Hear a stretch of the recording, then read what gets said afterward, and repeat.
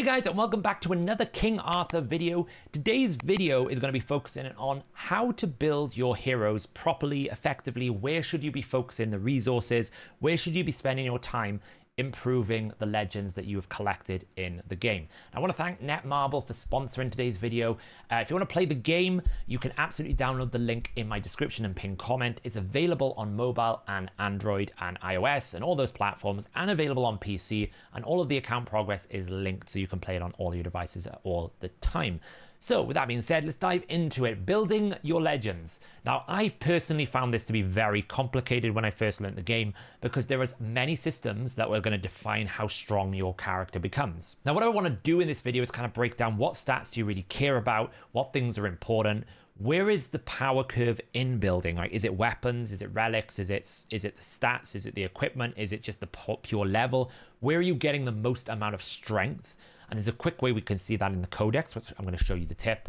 And kind of then where should you start, and what stages, and what's the kind of the steps to going through building up your legend when you first get a brand new legend. So the first tip I want to show you is, how do we know what is powerful in our characters, right, when we're building it? And there's a pretty cool tip we can use in the codex, which kind of allows us to see where is all the strength of a champion, you know, of the stats coming from. So I'm going to go into Gawain here. This is a legend that I've managed to pick up, and we can see in the codex we get a fully maxed out build, right? We can see him fully maxed out. It'll tell us all the stats that he has at maximum level.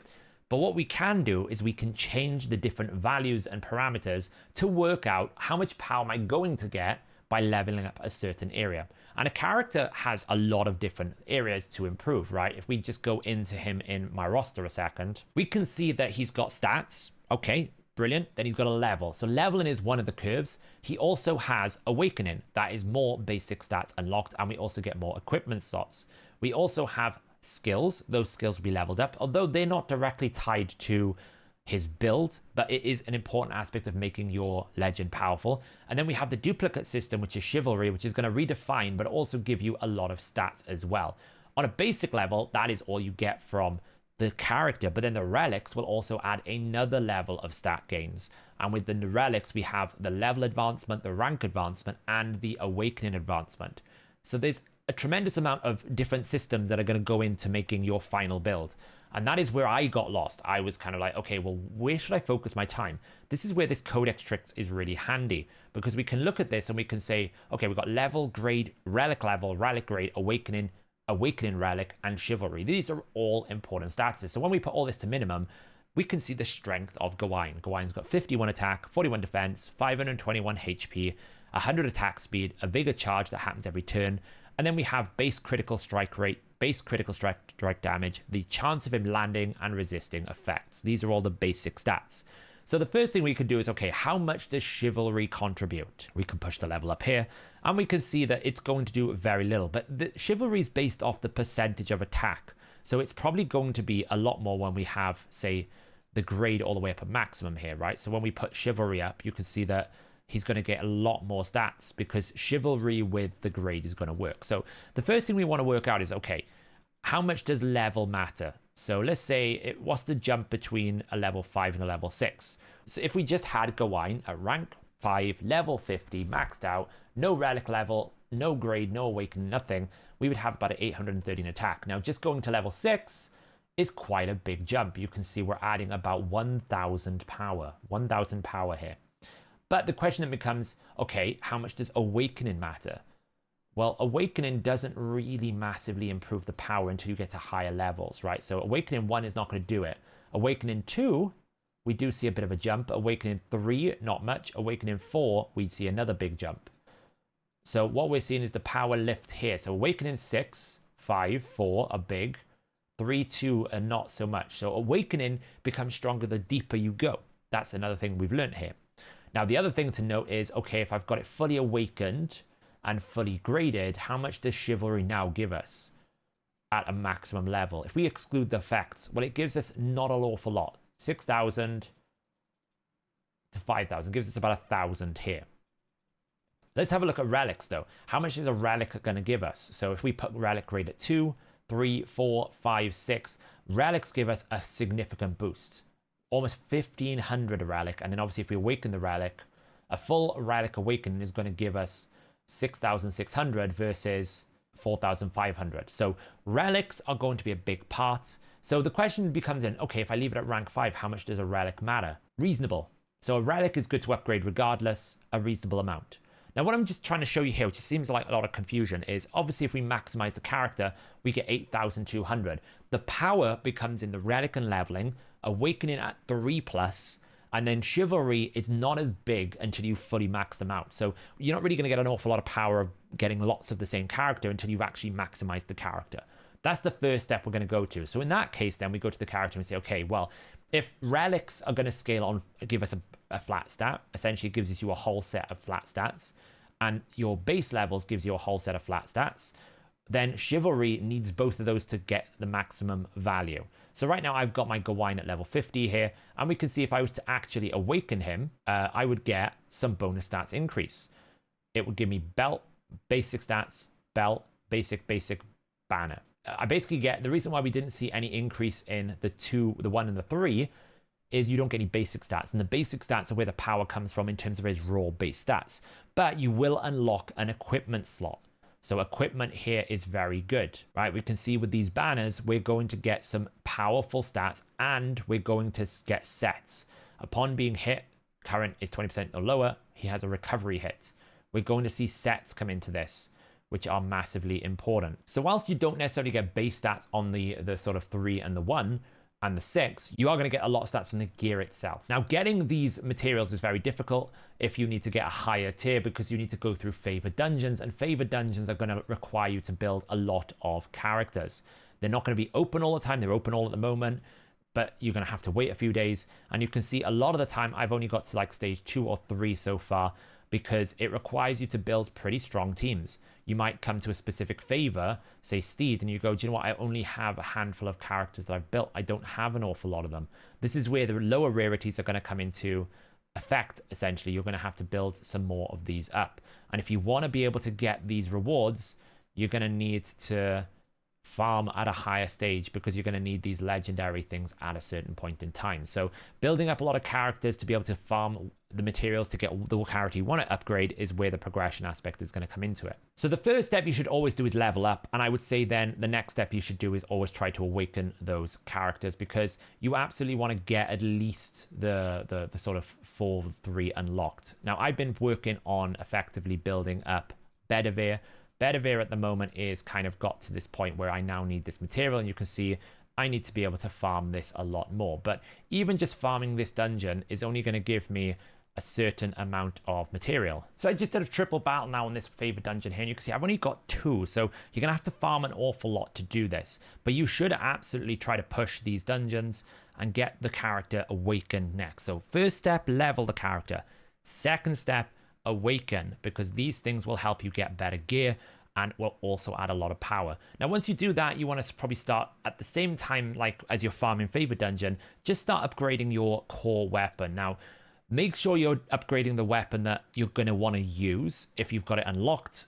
Legendary is going to take you a lot longer to get those weapons, but you're going to have to level these weapons up independent, right? So if I look at, say, a character that is my Turin, which has multiple weapons, I've leveled up this one, but I have to level up the other one independent. So be careful when you're doing these. If you're going to change the weapon, and it particularly matters for some legends like Jillian, I really am looking to try and get this frost weapon. This ability here is so much more powerful. Jillian's weapon I've taken to level 20, but I would much prefer to put all that investment and awakening into this, because awakening relics is going to be expensive, especially on legendaries. If you see here, advancing this, these materials are difficult to farm. You need to be level 7. And whilst you can farm lower tier and synthesize them, you need a lot of them to be able to do that. Awakening materials you will get later on when you get to Shrine of Storms.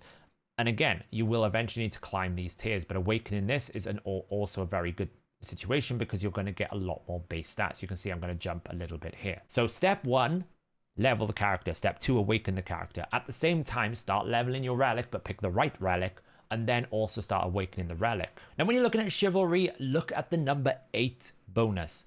Every hero, every legend, the power is in the 8 chivalry. Okay, this is where you want to see how strong chivalry will eventually be for this character. You can see After an ally attacks, if this hero has a critical strike damage increase buff, he'll deal damage to all enemies based on attack. That's a massive power up, right? That's a massive power up. He's going to be chunking out far more damage so long as you can sustain that buff.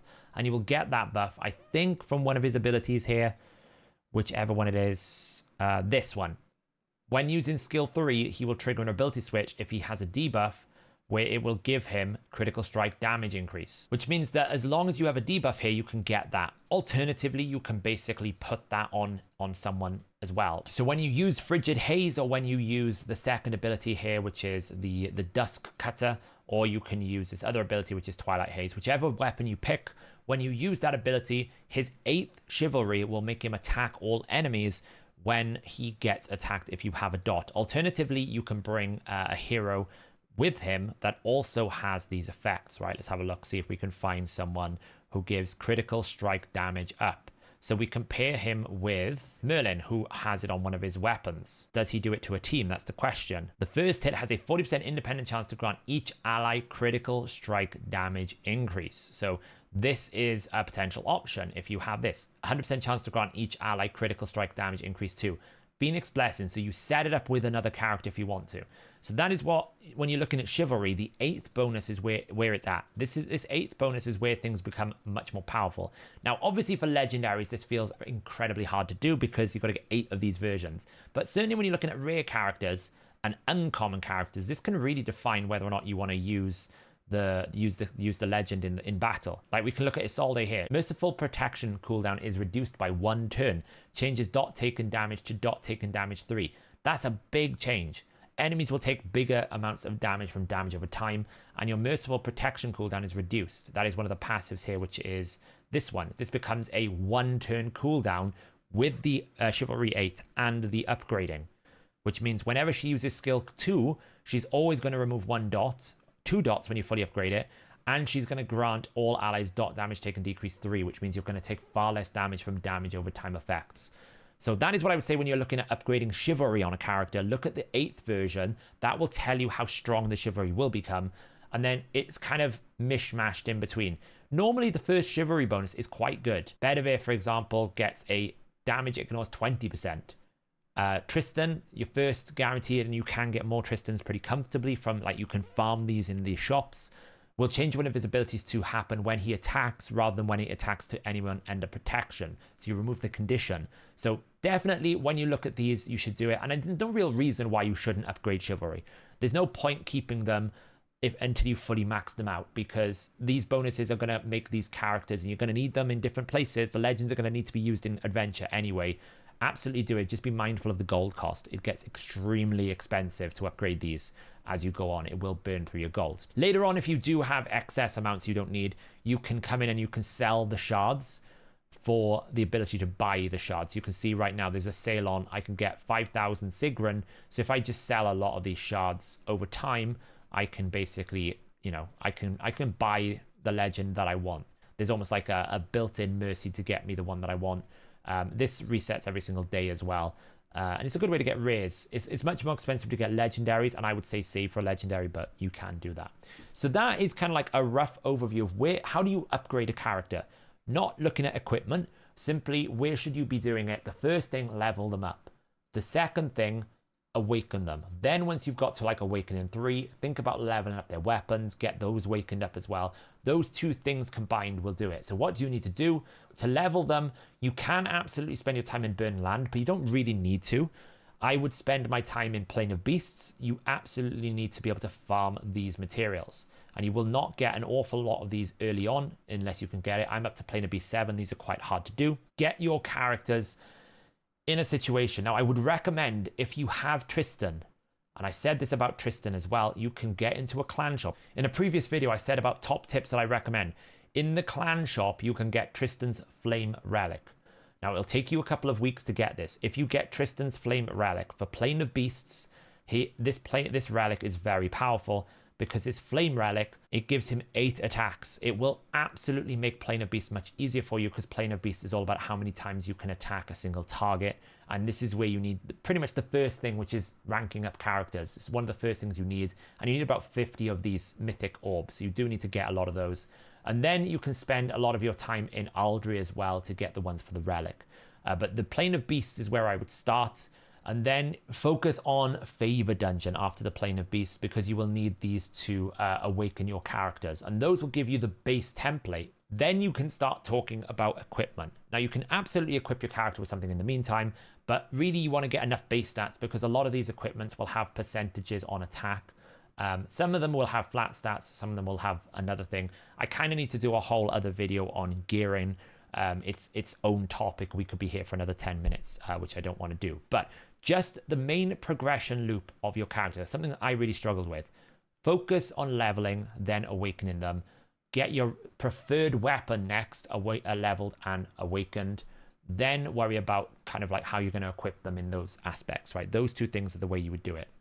Level, then relic, then equip, then worry about things like Chivalry. Chivalry is going to need you to have leveled your character because it's giving you percentages, right? If we look here, I'm getting 15% attack. That's based off your base stat. If you haven't leveled them, this is going to be weaker. So you need to level them first. I hope that video kind of helped you focus where you should spend your time, because a big thing that I always struggle with is which content area should I spend my energy. Most of your time should be spent in a lot of Plane of Beasts, in the Favor Dungeon, trying to get these materials. You need to level up characters and level up your legends, because you will need a lot of these legends to do the Favor Dungeon, to do things like Forbidden Dungeon, to do things like Adventure Mode.